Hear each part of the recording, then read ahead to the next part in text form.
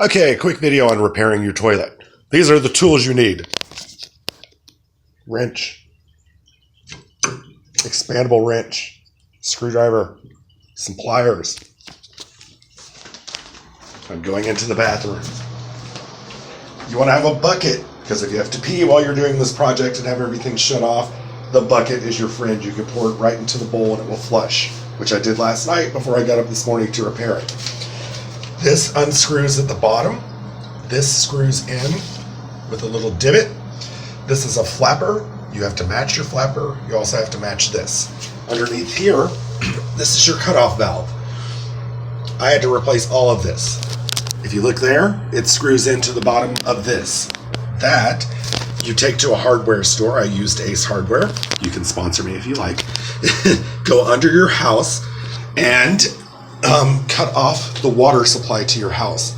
Then you can unscrew all of this. This actually unscrews from the back if you need to take it off, and screws back in with this little nut. This has a little nut on the bottom that screws to the top. This is like a screw. It screws in.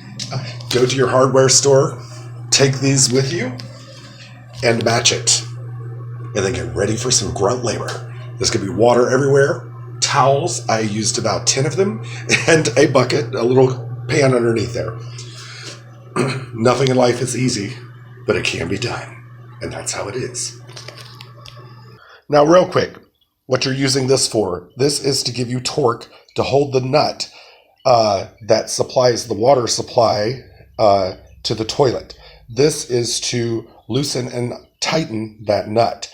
The nut that is underneath of the toilet screws in by hand. You want to tighten it very tight, but you don't want to break it. That will cause a leak.